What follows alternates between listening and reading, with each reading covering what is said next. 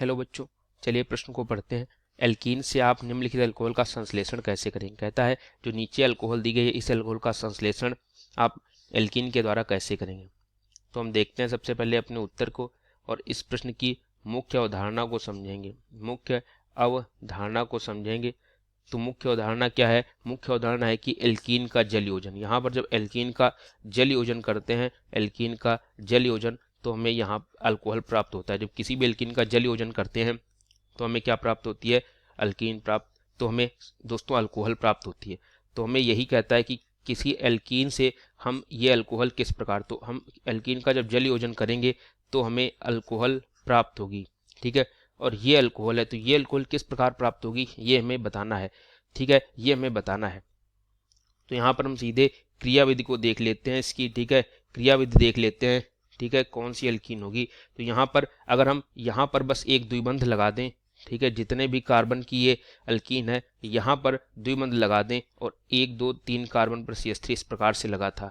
ठीक है, तो अगर ये एल्कीन ले लें, इसका जलयोजन करें तो H+ आएगा। ये एल्कीन इस H+ पर क्रिया करेगी, H+ पर क्रिया करेगी। तो यहाँ पर क्या हो सकता है, H+ पर क्रिया करने के पश्चात जो H है वो इधर जुड़ सकता है या इधर जुड़ सकता है।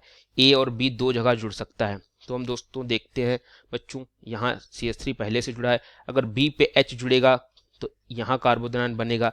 तो अगर B पे H जुड़ा है तो इस प्रकार से बनेगा। और अगर A पे हम H को जोड़ दें, तो अगर A पे यहाँ पर H को जोड़ दें तो B पे कार्बोदनान बनेगा।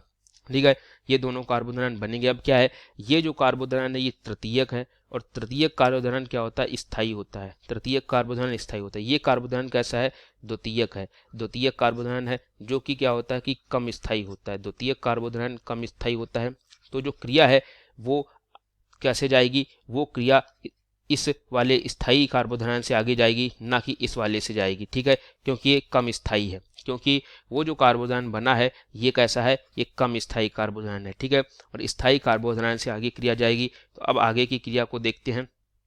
तो जो कार्बोदनान बना था इस प्रकार से यहाँ पर, ठीक है, जो H2O था हमने लिया था जल योजन के लिए, अब वो इस कार्बोदनान पर क्रिया कर देगा।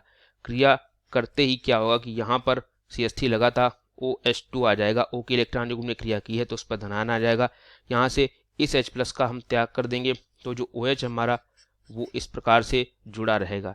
ठीक है, तो ये हमें अल्कीन में से हम इस अल्कोहल का निर्माण करना था, वो हमने कर लिया है।